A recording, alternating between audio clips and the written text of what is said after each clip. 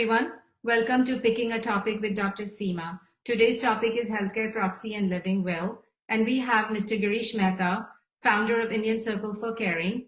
He's been working in the Indian community for 12 years, helping us with different medical outreach programs and crisis management. So, Mr. Mehta, you want to tell us more about healthcare proxy and living well as a topic later, but do you want to talk about your own ICC endeavors first? So ICC is an organization. Our volunteers are serving our community for over 12 years. Two key areas we serve. One is a family support services, which means when an individual or family encounters urgent or emergency situation, such as serious illness at home, hospital, family crises, an accident, or death of a loved one. So in those situations, our volunteers provide guidance and support to make their journey easier. The second area we work with is which we call education and empowerment. We educate our community about often neglected topics and prepare them so that they can handle things that are exception to the rule more easily because they have been busy doing their daily life, working for personal, professional, and successes in life. So that's our educational initiative. Great. So this would be a part of the educational initiative program. As I mentioned, today's topic is healthcare proxy and living well. As we are healthy in our normal lives, we never find time or the inclination, I should say, to address these matters. But under the cloud of COVID-19, we have lots of primary care doctors who are getting patients who want to address these issues, and they want to understand what these issues are. So now that we have Mr. Mehta to explain to us what these are before things get out of hand, patients are critically ill, and then nobody knows what exactly that they wanted in their end of life times. So Mr. Mehta, you want to tell us in plain, simple English or language for our audience what exactly is healthcare proxy and how does it differ from living well? Sure. So most of the affairs we deal with reference to health-related matters, comes under the umbrella of healthcare proxy and a living will for healthcare matters. The financial will, and there is a living will in that section as well, which is different. Okay. I just want to avoid people being confused about the role of each of this document that are required. So today's topic is healthcare proxy living will as it relates to my own personal choice for me, who is going to speak for me, and what are my choices to share with the people who are going to make decisions. So that's the topic of what we are going to talk about today. Okay, so how is it different than the living will? Like people make wills, people make trusts. At that time, I think lawyers ask you about living will, but so how is it different from what we are going to do through ICC? So living will in the context of healthcare proxy deals with providing guidance specific to certain medical situations and guidance to the healthcare proxy so that he or she knows that this decision they are making is consistent with their own wishes and they are merely representing the wishes of a person in their absence. Got it. And who are the ideal people who should be looking to do this sooner than later? So two things come in response to that. One is every adult over the age of 18 should prepare this document, men or women, young or old, healthy or not, alike. The reason is we do not know what may be around the corner for us from the healthcare perspective, and our ability to talk about what our choices are, the type of treatment we want and the type of treatment we do not want.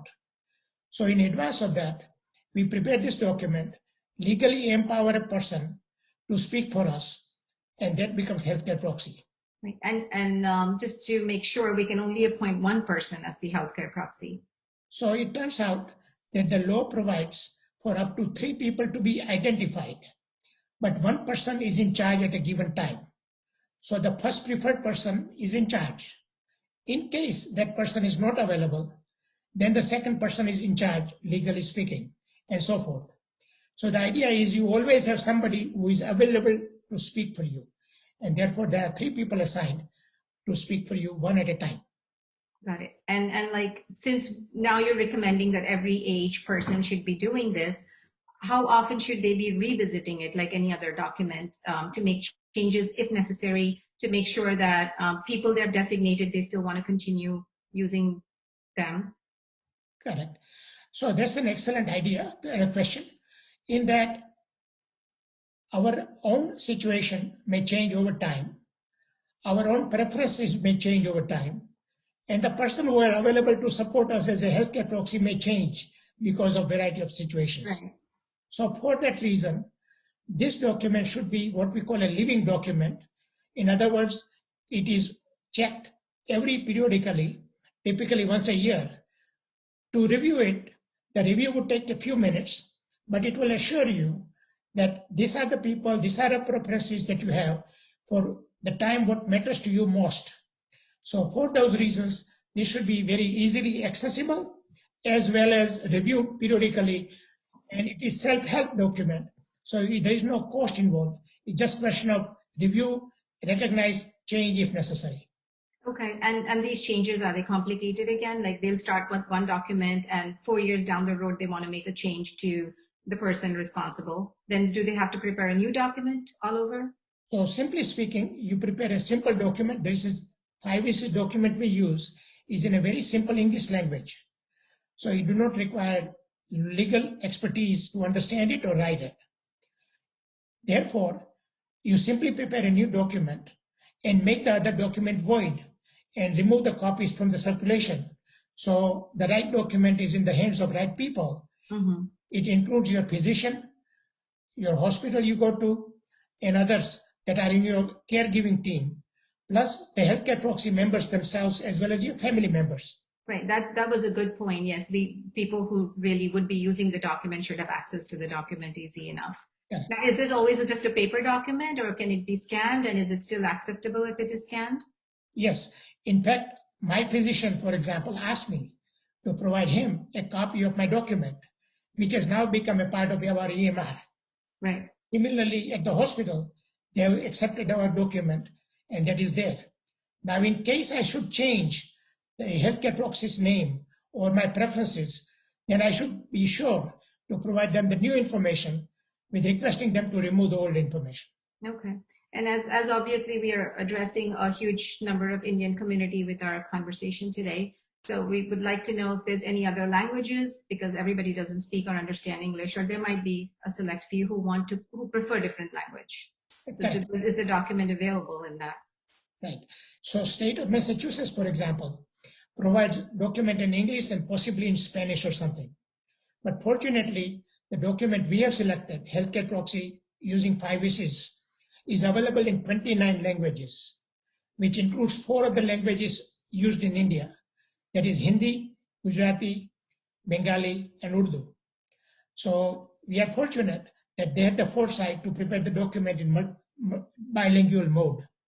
Awesome. So now we have 5 wishes as well. We have the healthcare proxy, which is an extended form of living will. So it's living will plus a few other steps, and then 5 wishes, which actually is the ultimate document, would you say? That is correct. The law requires prescription as to what are the medical things they need to know. But 5 document and the publishers of that had a broader vision. And that vision allowed them to prepare legally required document as first 2 steps. First one being healthcare proxy, second one being living will.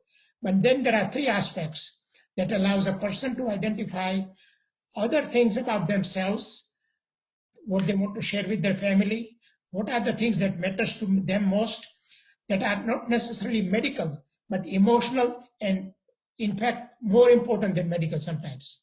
Awesome. So, and again, the bigger distinction, from what I understood, the biggest thing is it's accepted everywhere, not just in the state of Massachusetts, but literally worldwide. So that is true, Seema.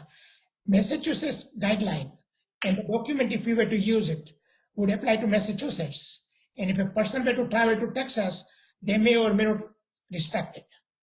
But the 5 document has been accepted by 42 states in US, and that is being used by over 20 million individuals in the country over the years.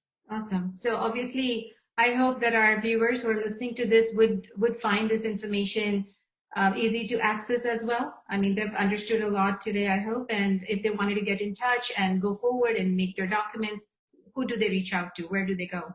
So ICC routinely conducts healthcare proxy workshops, presentations, and now in these days, webinars. Right. So those 3 ways where you have a chance to ask questions, interact with the presenter with the knowledge, and get the answers you need to prepare it with confidence. Sometimes people may want to do it as a self-help. And in that case, we have made it accessible on our website as well. So ICC website has a page, community resources. Within that, there is a write-up about what healthcare proxy is, its importance, things to remember and know about. And using a simple form, using ICC subscription, they go to Aging with Dignity website, access their copy for free of charge, and prepare the document online, and then print it, or get a blank document and prepare it. But either way, it can be a self-help without cost of lawyers, hundreds of dollars, and delays that goes with it. So we make it accessible in many different ways. Thank you so much. It's a great thing you're doing for the community. I can't thank you enough for that. And obviously there are many other things. This is just one of the educational outreach programs amongst many other things that ICC offers. Our viewers can log into our icc.org for more information and call Mr. Mehta or get in touch with him. And thank you so much again. Thank you everyone for tuning in. And we consider serving our community a privilege. So indeed, keep in touch. Let us know if we can do anything more. Thank you. Thank you for being here.